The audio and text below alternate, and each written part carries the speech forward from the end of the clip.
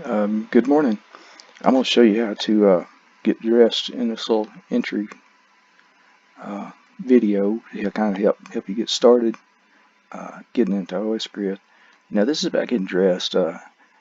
Avatars you don't really start with a really nice avatar in OpenSim, but it's easy to change. Let's see.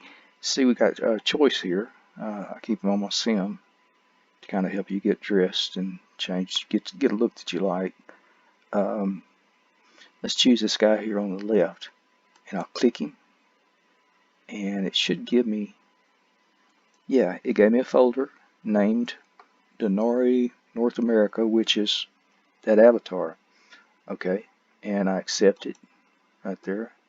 Now, I go back to inventory and I look for that. I could go into recent, and there he is. So you just, okay, it's all there. He's got your hair and jeans and stonewashed socks and eyes and shape. And what you do is you put your cursor over the folder, which is, this is a folder over here on the right in inventory, and with that name, you right click it and go down to replace current outfit. Now watch, this is where the magic happens.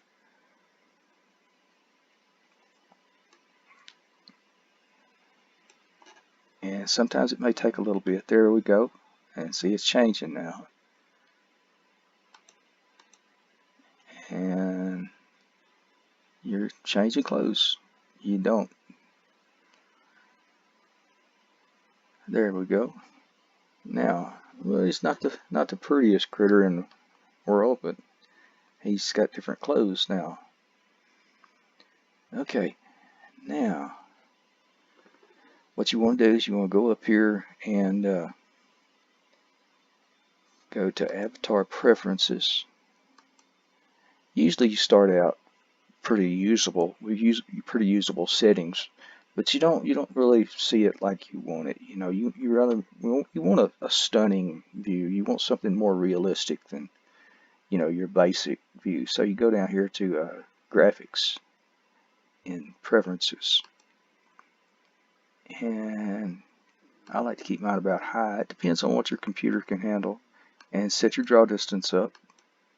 A simulator is 256 by 256 meters. So if you're looking, if you set it at 512, you should be able to see across two sims. And then you just click OK. And things should be starting to look a little bit better here. Yeah. And this is where you start out on my sim here in OSGrid. I keep everything phantom that I can, so you can walk through stuff. You can actually walk through it, and because sometimes it's kind of hard to navigate when you're new, or you might have a big program running in the background, or be watching TV while you're here, and things slow down a lot, you know, and you're not able to move like you really want to. But this saves, it makes everything run smoother because, you know, the computer doesn't have to calculate collisions if everything wasn't. Okay, now these are just my notices and my information. This is an information area here when you first log in. This big one on top here, this is my Noah's Ark exhibit, and you can right click and go there. We'll go there in a little bit. But we got our t-shirts down here on the bottom. All these boxes here, these are t-shirts that I made that you can use. I call them Christian Bling. And these up here are different places on the sim that you can go. This is Faith West is what we call this little building here. And I hope you can see my cursor. This is a Christian Information Center. We'll go there in a little bit. This is the expo area. Conference center is what I call it. It's right over here, and plan on holding some pretty cool stuff there in the future. This is Faith Chapel. This is where all the magic happens. And this on the end is Club Eternity. Now let's see if we can get to some of these places. We'll start at the highest one here. which would be the Noah's Ark exhibit, and it starts at 2,000 meters in the air. So we right click on it and see teleport. There's a little clock, here, and at about 10 o'clock you see teleport. We just click teleport, and here we are. And let me get this out of the way here, this inventory out of the way. Now, in virtual worlds, you can set the sky the way you want, everything, the water to look a certain way. Now, I had to kind of get a generic look here for people, so I set it at sun, noon, midday.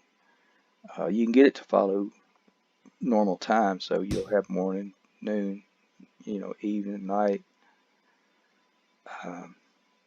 But this is a little display I put up here to Noah's Ark. It explains a lot of the Bible. It's an allegory for what happens when you're saved.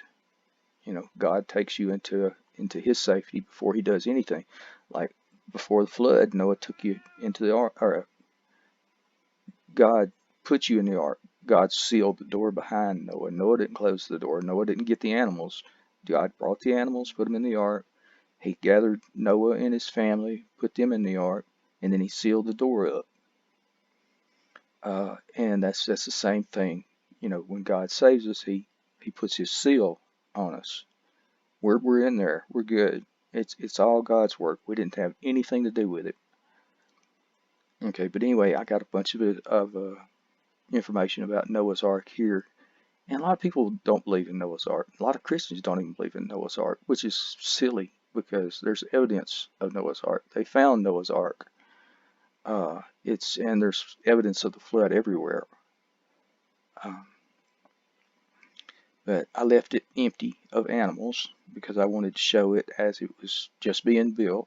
It took Noah 100 years to build it. And Noah lived over 900 years. People lived longer back then. We have what they call genetic entropy over time. People are just gradually kind of, unwinding. We weren't made to, in these bodies to live forever. We live in a fallen state. And that'll change. We'll get new bodies that are not affected by the fall. But yeah, this is Noah's, and there's a lot of information around out here too. I didn't want Noah living in the middle of the town that he lived in Sumer, because he didn't. He was a farmer. He wasn't a carpenter. And I put a what I assumed would be a farm, because there's like 4,000 years ago, and we don't really have a lot of information about it. Now over here you see a display.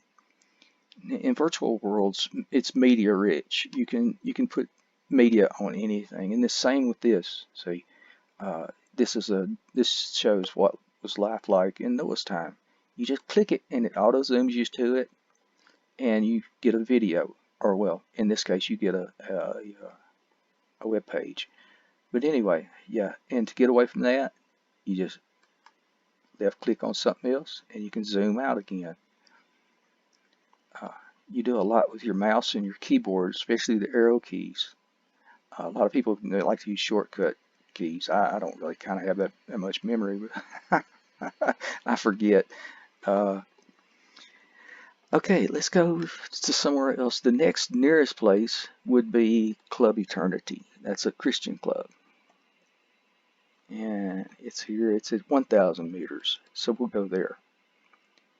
And to do that, you just find your landmark in inventory, and you either double click it or right click it and teleport.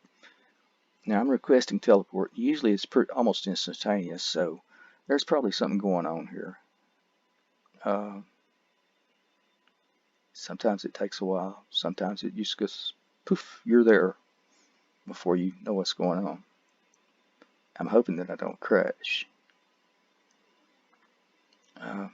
OSGrid is a sim that develops this software that makes all this possible. and they're all the time upgrading it and trying new stuff, and you know, that's what they do. And sometimes when they're in the middle of building stuff, things get a little slow, get a little wonky, not quite right. But I think this is a pretty good start to showing people how to do things. And I'll see you in a little bit. Bye.